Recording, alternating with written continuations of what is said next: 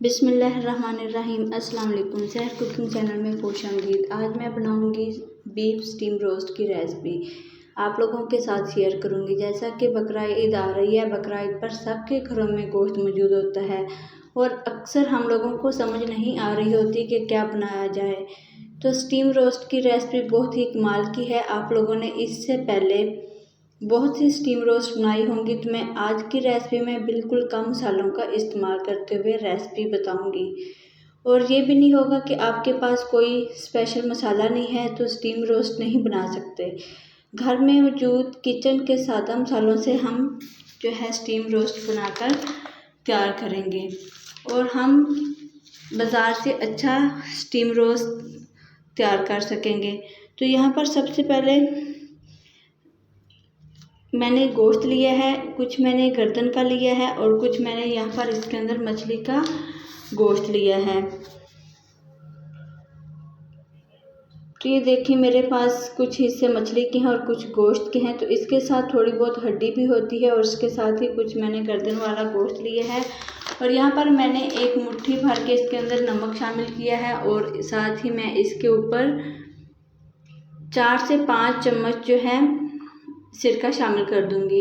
इस गोश्त को अगर मैं वज़न के हिसाब से देखूं तो ये इसका जो वज़न है वो 3 किलो है। और अच्छी तरह से हम इसको मिक्स कर लेंगे। कुर्बानी के गोश्त में अक्सर ब्लड वगैरह होता है और अगर बाज़ार से लेकर आए तो उसको पानी लगाया होता है, इसलिए इसमें रेडनेस नहीं होती। कुर्बानी का गोश्त जो होता है प्योर होता है और हमें रेडनेस वाला ही गोश्त चाहिए होता है। ये तमाम प्रोसेस कर लेना बहुत ज़्यादा लाजमी होता है। इस तरीके से इससे ये होगा कि इसका ब्लड भी निकल जाएगा और गोश्त भी अच्छे से साफ़ हो जाता है। साइड चेंज करने के बाद यहाँ पर मैंने थोड़ा सा 1 चम्मच नमक और 1 चम्मच सिरका और शामिल किया और हाथों की मदद से अच्छे से तमाम गोश्त पर लगा देंगे। ये देखें, अभी से ब्लड निकलना इसका शुरू हो गया है। इसको 1 घंटा सिरका और नमक लगा कर रखेंगे। स्टीम रोस्ट बनाने के लिए कम से कम 1 घंटा रखना ज़रूरी है और 1 घंटे के बाद आप लोग इसकी कंडीशन दिखाती हूँ आप लोगों को। जब इसको रखे हुए 1 घंटा हो जाएगा तो यहाँ पर ये देखें, इसको रखे हुए 1 घंटा हो गया है। इसका कलर बिल्कुल तब्दील हो गया है और इसका तमाम ब्लड भी निकल गया है और वाइट हो गया है गोश्त, क्योंकि ये छोटे जानवर का गोश्त है। सबसे पहले जो है इसको हम अच्छे तरीके से साफ़ कर लेंगे। इसका जो ब्लड जो है अच्छी तरह से निकल गया है। आप देख सकते हैं ये सारा कमाल सिरके और नमक का है। सिरका और नमक गोश्त की स्मेल ख़त्म करने के लिए और इसको साफ़ करने के लिए बहुत ही ज़्यादा अहम है और बहुत ही कमाल का काम करते हैं।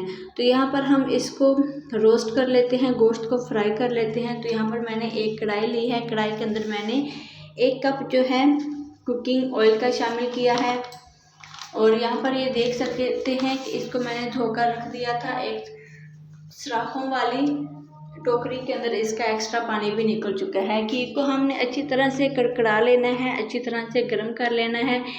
इसका जो होता है घी जब गर्म हो जाएगा तो इसके अंदर हम 4-5 बोटियाँ गोश्त की डालेंगे और अच्छी तरीके से इसको फ्राई कर लेंगे।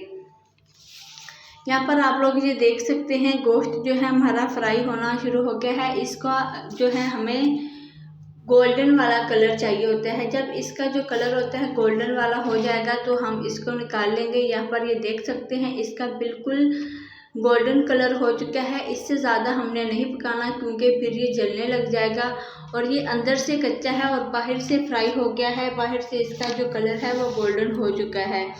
तमाम गोश्त को हम अच्छे तरीके से इसी ही तरह से रोस्ट कर लेंगे।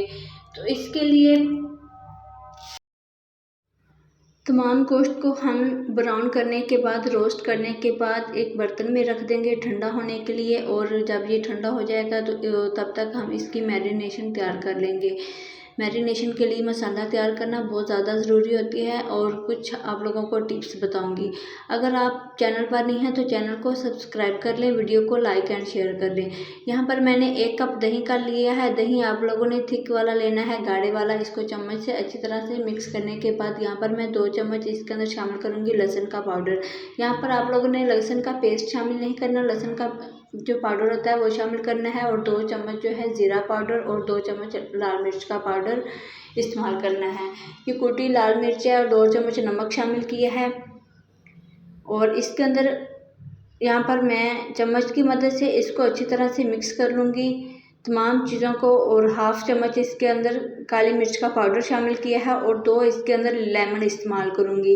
लेमन जो है आजकल जो गर्मी के मौसम में लेमन थोड़े से सख्त वाले आ रहे हैं, इनके अंदर पानी कम है, तो इसलिए मैं 2 नींबू का इस्तेमाल करूँगी।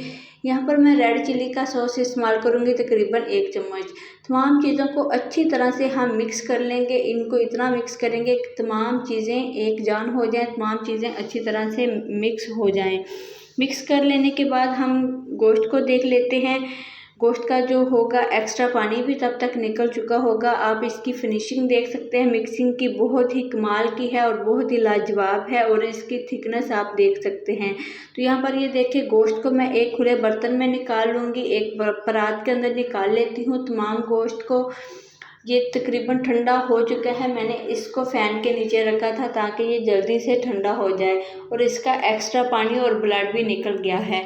तो यहाँ पर इसके ऊपर तमाम मैरिनेट किया हुआ मैं मसाला शामिल कर दूँगी, मसाला लगा देंगे। तमाम मसाला इसके ऊपर डालकर हम हाथों की मदद से इसको अच्छी तरह से मसल लेंगे और अच्छी तरीके से मिक्स कर लेंगे।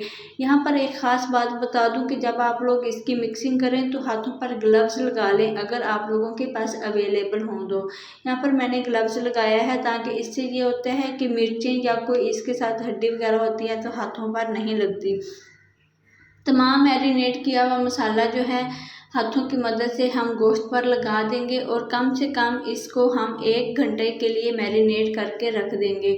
यहाँ पर मैंने बादियान का फूल, 2 से 3 लाल सब्ज़ मिर्चें और इलायची लिए हैं और 1 सुरख मिर्च का टुकड़ा लिया है। इसको मैंने स्टीमर में डाला है और 1 से 1.5 किलो इसके अंदर पानी शामिल करूँगी और 1 दालचीनी का टुकड़ा शामिल करूँगी। यहाँ पर मैंने स्टीमर वाली जाली लगा दी है, जाली रख दी है और इसके ऊपर एक बटर पेपर इस तरीके से फोल्ड करके रखेंगे, साइडों से फोल्ड कर देंगे और दरमियान से हम इसके ऊपर जो है बटर पेपर के ऊपर सुराख कर लेंगे।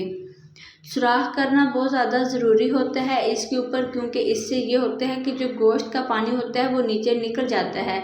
ये आप लोगों को नज़र आ रहा होगा। तो अब मैं क्या करूँगी कि तमाम गोश्त उठाकर इसके ऊपर रख दूँगी, स्टीमर वाली जाली के ऊपर तमाम गोश्त को हम अच्छी तरीके से आहिस्ता आहिस्ता से रख देंगे। आप लोगों ने एक ख़ास बात का ख्याल रखना है कि इसको अगर आप लोग कढ़ाई में बना रहे हैं या पतीले में बना रहे हैं तो फिर आप पानी थोड़ा सा ज़्यादा भी इस्तेमाल कर सकते हैं। मेरे पास ये स्टीमर है, मैं स्टीमर में बना रही हूँ।